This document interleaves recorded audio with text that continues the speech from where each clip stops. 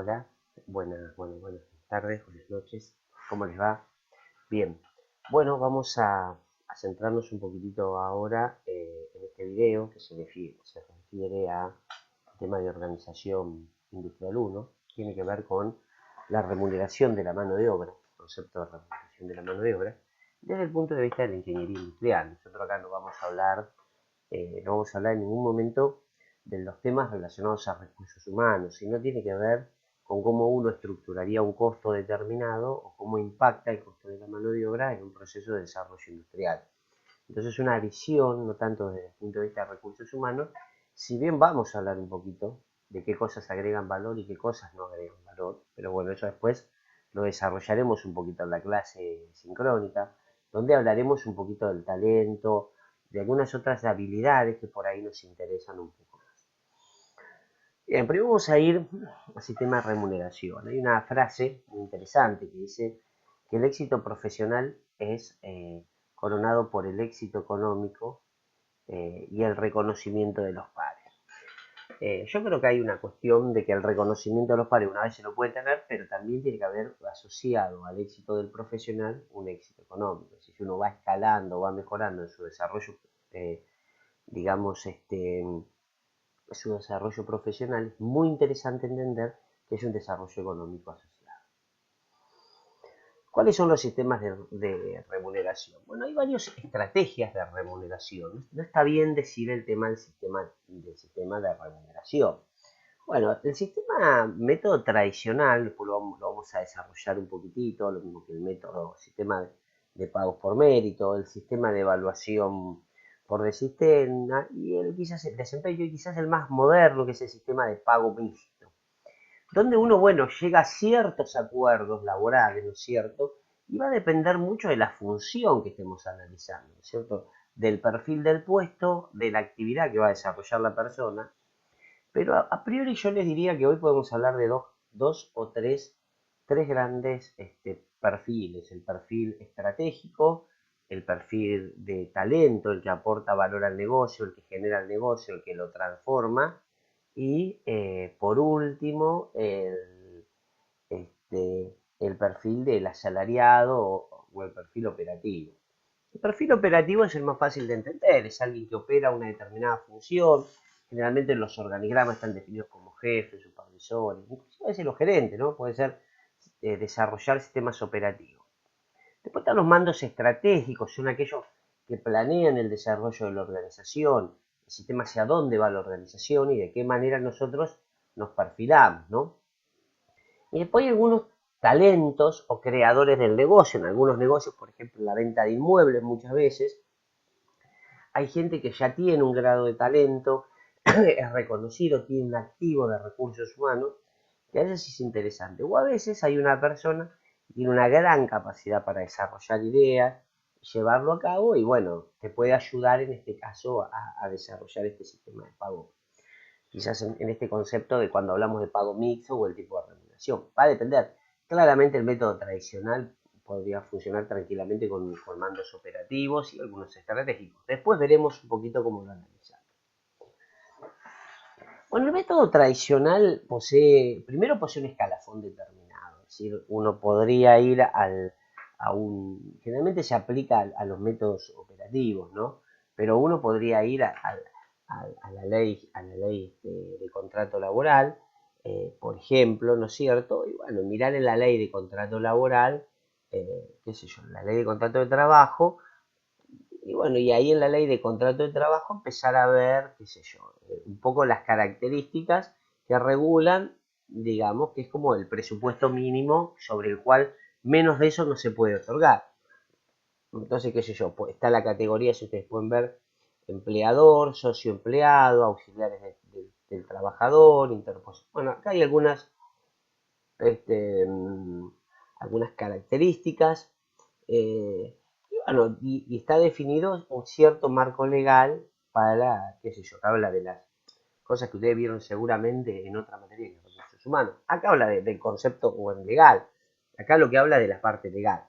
Pero luego eso se transforma, bueno, en una determinada cantidad de categorías donde ustedes, bueno, qué sé yo, pueden tener personal jornalizado, una de las características, la otra es el personal mensualizado, y acá van a encontrar, bueno, las distintas categorías para el personal administrativo y para los operadores, de acuerdo a lo que ustedes necesitan, ¿no? Fíjense ahí, por ejemplo, tienen la categoría de técnico, podría ser esto, podría ser un personal, que podrían dar esta categoría a una persona que trabaja, qué sé yo, en un rubro, podría ser una persona, un mecánico, una persona de mantenimiento, ¿no? Bueno, ahí tenemos como un poco eso.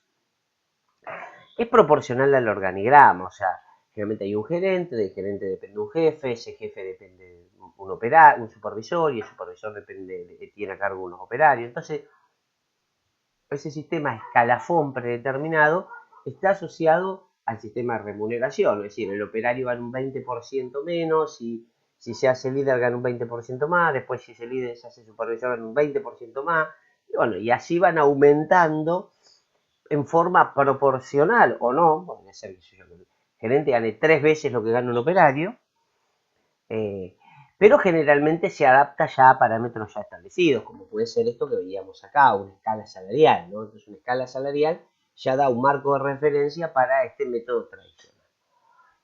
Generalmente se utiliza en organizaciones muy tradicionales, donde nosotros tenemos, qué sé yo, operadores, trabajadores, gente que se dedica al desarrollo de todo esto. O sea, procesos operativos claramente definidos, productivos, ¿no? Ya después en los servicios y todo podemos empezar con otras cosas. Una cosa característica que tiene, que es muy interesante, es que la movilidad de la remuneración es lenta y es progresiva.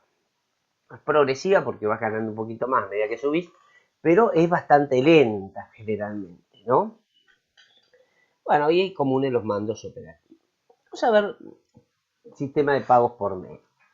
Bueno, el sistema de pagos por mérito es como una evolución del sistema tradicional, que apunta a si la persona hace ciertas actividades, tiene ciertos méritos eh, definidos por la organización, vago e indefinido, ¿no?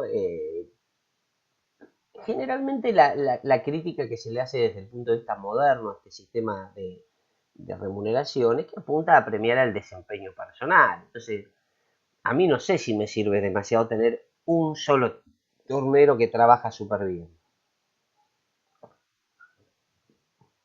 Puede ser muy útil a la organización si de repente tiene, este, si de repente tiene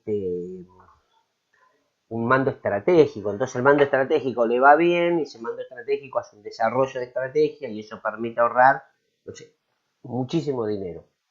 Pero eso tiene que ver con el desempeño. Entonces a veces los méritos abarcan una cierta cantidad de personal y sirven a la organización cuando se aplica a mandos estratégicos. Cuando uno lo aplica a mandos operativos, no sé si es tan rentable. Y generalmente se basa en la distribución de un presupuesto, qué sé yo, se define que se va a dar para un sector 500.000 pesos extras para que se repartan entre todas las personas que forman parte de esto, y la gente, la persona que decide, toma en cuenta la puntualidad, el comportamiento, el optimismo, si es una persona que hace caso, si no hace caso, bueno, esas cosas. Y generalmente el concepto del bono de fin de año, que suele otorgarse como un valor adicional al sueldo. A veces hay un proceso de evaluación que nosotros acá no lo contemplamos, pero bueno, hay que definir qué espero de esa persona, y de acuerdo a lo que espero, yo puedo tener un adelanto, ¿no? Eh, y digamos, a veces se busca para diferenciar, entonces puede ser que en un sector hay personas que lo cobren, y puede ser personas que no.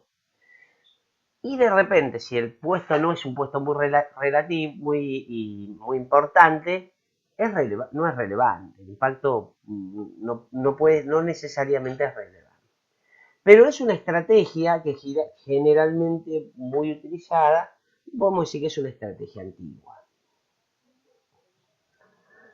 Bueno, a ver, a veces también hay un sistema de beneficios, ¿no es cierto? Para la gente. Ahora lo vamos a ver un poquitito eso después. Sistema de evaluación por desempeño. Bueno, acá ya empezamos a ver a un concepto que tiene que ver el desempeño y quizás no tanto los méritos, sino qué actividades, sino es, nos enfocamos en el desempeño, es qué también haces tu tarea. En los mandos operativos es súper fácil, porque puede contemplar algunos aspectos, no sé, por tomar los parámetros del OE, y apunta a mejorar la productividad de la organización. Es decir, bueno, cuánta cantidad de piezas hiciste por momento. Lo que pasa es que a veces a mí lo que siempre me, me parece que es fácil de medir, después difícil de aplicar en algunas cosas, a veces muy difícil de cómo medís el desempeño de la persona de recursos humanos. Es como muy, puede ser que haga bien su trabajo, pero lo que pasa es que cuando eso se procedimenta, la mano de obra tiende a desaparecer el incidencia.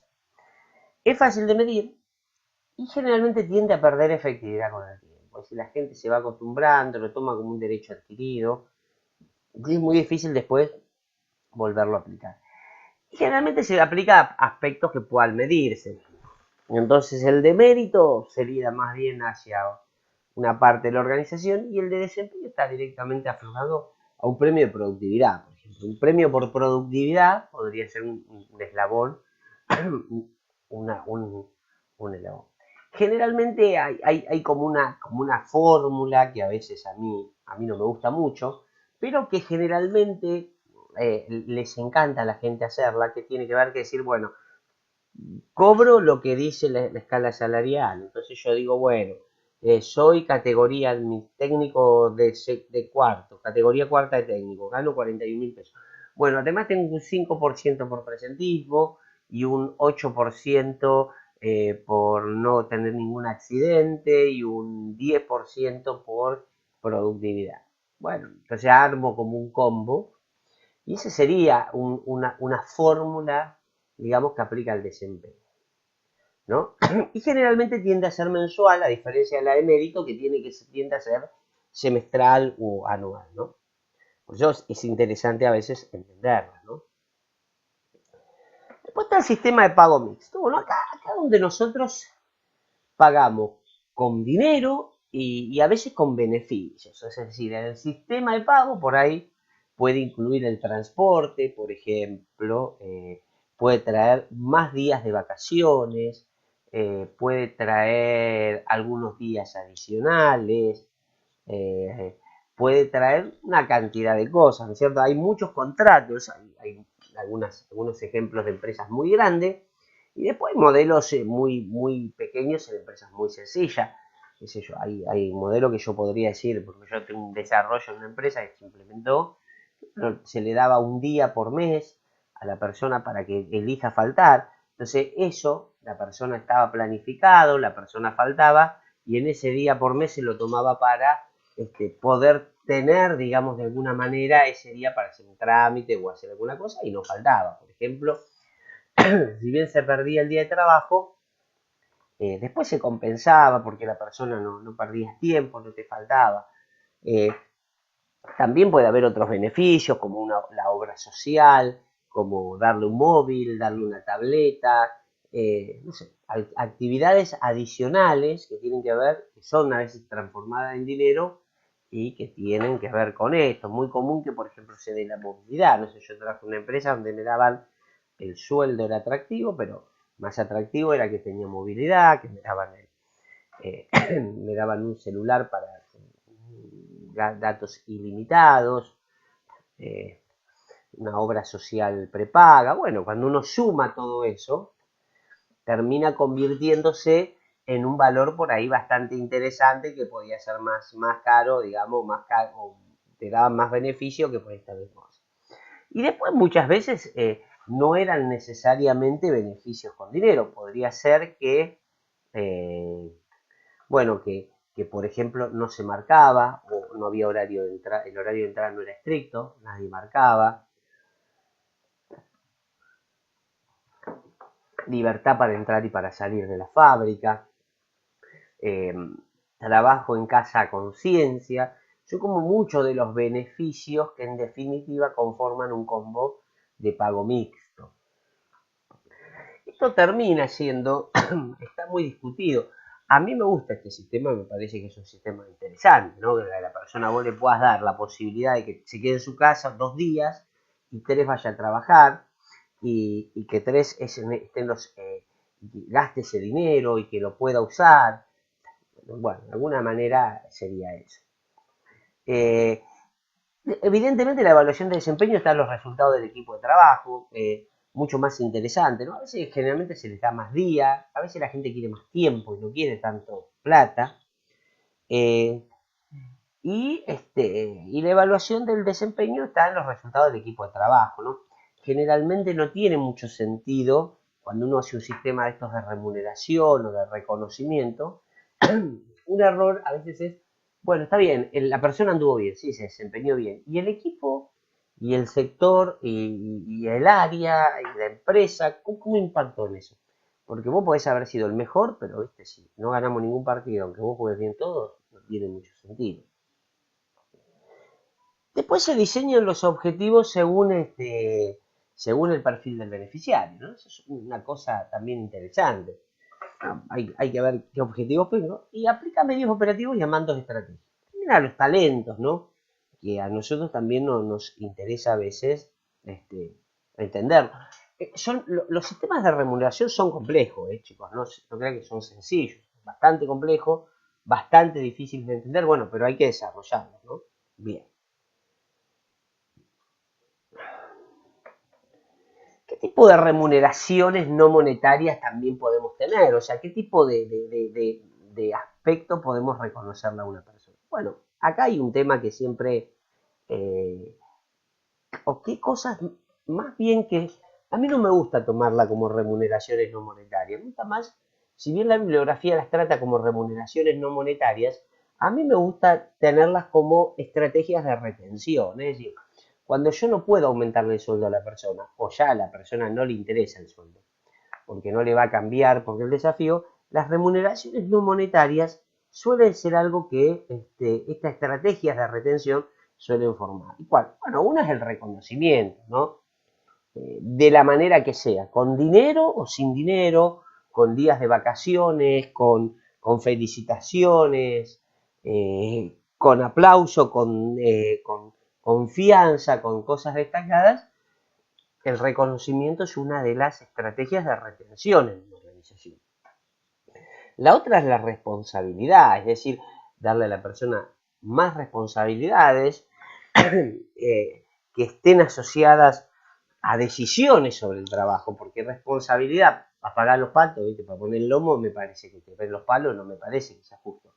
Pero sí para tomar más decisiones sobre el trabajo. Entonces decir, bueno, este trabajo lo hice yo tomo la decisión. ¿Qué hay que hacer? Bueno, hay que hacer 1000 piezas. ¿Cómo las vamos a hacer? No, eso me voy a ocupar yo. Entonces, esa decisión sobre el trabajo es algo. Y lo otro es el proceso de crecimiento. Del crecimiento, la forma del sueldo, pero también un crecimiento personal. ¿Cómo me ubico yo? ¿Cómo voy a una feria? ¿Cómo participo de un congreso? Yo creo que ahí a veces la estrategia es, no sé, siempre lo planteo, ¿no? Un trabajo de investigación, participar de 2 o 3 ferias, ir a una feria, un día de feria, otro día para un congreso, otro día para una jornada, y eso es muy interesante, porque también la persona siente que está creciendo, la capacitación permanente. Bueno, estas son algunas de las estrategias, no tienen que ver con remuneración no monetaria, sino más bien con estrategias de retención. Porque yo una vez que tengo a la persona y la formé, la persona adquiere un valor muy grande. Es decir, de cero a conocer totalmente mi propósito, yo ya les di un valor agregado y ese valor agregado lo tengo que tratar, me sirve solo si lo retengo en la empresa. Y estas son algunas de las estrategias que no involucran dinero, porque obviamente pagarle más es una estrategia. Lo que pasa que a veces el dinero tampoco va a terminar acomodando esto, ¿no es cierto? No va a terminar resolviendo. Y es interesante saber por qué no lo va a resolver, porque posiblemente nunca lo pueda resolver el dinero a estos conceptos. Acá nosotros estamos hablando someramente como para tener algunas ideas. Está claro que si yo tengo un operario, lo que le va a servir es la plata y quizás la descenso del trabajo. Una persona con mayor dinero o con mayor estabilidad, bueno, todos conocen la pirámide de Maslow, no sé si es lo más representativo, pero la gente quiere tener reconocimiento, quiere poder explicar, quiere contar su experiencia. Entonces, esas estrategias de retención son buenas y funcionan.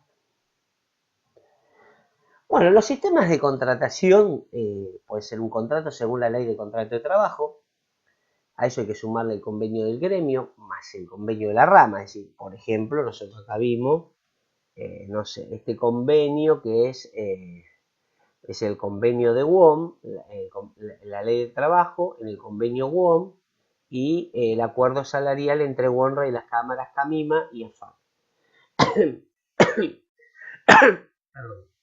Y eso sería el concepto de rama, ¿no? Entonces fíjense que no son doble. Después está el contrato de locación de obras, donde uno ya llega a un acuerdo, puede ser por 3 meses y facturarle a la empresa, y otro es de locación de servicio. Hay que ver lo que uno a veces, cómo son los acuerdos, cómo es ese gasto. Es muy común que la organización tome parcialmente, tome asesores, pero también a veces con los gerentes y todo, logra algún tipo de contrato que le permita de alguna manera buscar, ¿no? Porque nosotros lo que queremos tener es el mejor tipo en el mejor lugar, ¿no? Yo creo que siempre las organizaciones buscan tener, las organizaciones pueden pagar, tener a una persona en la plena edad, ¿no? Entre los 30 y los 50 años. Y luego, bueno, buscar alguna alternativa. Bueno, contratación. ¿Cómo contratamos la mano de obra? Bueno, primero hay una definición de los requisitos. ¿Qué espero yo de esa persona? ¿Qué quiero de esa persona? ¿Qué me interesa a mí de esa persona? ¿Qué quisiera yo que esa persona me traiga a la organización? Bueno, habrá que ver la edad, algunas características personales. Ustedes han, lo que en alguna materia se llama recursos humanos, han desarrollado los requisitos. Y luego vamos al proceso de selección del personal. ¿Qué busco? Busco un mando estratégico, busco un mando operativo, busco un talento. ¿Cómo selecciono el personal? ¿Cuál es mi idea de selección? Es muy interesante entender esto, porque acá hay una cosa que a veces hay que ver, cómo evaluamos a la gente. Si lo evaluamos por lo que sabe al momento o la evaluamos por el potencial. Cuando yo empecé a trabajar en la industria, mi primera entrevista para tomar una persona fue cuando yo tenía 28 años, 29 años, y me tocó tomar un asistente de calidad, y yo lo tomé por lo que la persona sabía. Y hoy yo ya no tomo más puestos por lo que la persona sabe, sino tomo gente por lo que la persona puede dar, la potencialidad de la persona. Y quizás en ese caso, en ese aspecto, la remuneración es un concepto, digamos, de la mano de obra, va a estar conformada por la potencialidad, hacia dónde apuntamos, cómo seleccionamos a la persona de acuerdo a una potencialidad que tiene. No me interesa tener una persona que no tenga la potencialidad suficiente. Me interesa que tenga una potencialidad. ¿Y qué es la potencialidad?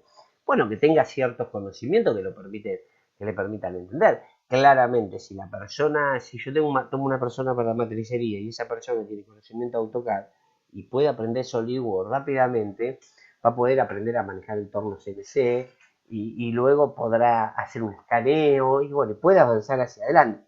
Pero siempre hacia adelante estamos hablando, ¿no? Siempre hacia adelante. Lo otro que tengo que pensar cuando tomo una persona, más allá de la manera en que la selecciono y qué es lo que estoy buscando, es el plan de desarrollo. O sea, tengo que dar una vida útil a la persona o una estabilidad. Cuando yo empecé a trabajar en la industria, asesoraba empresas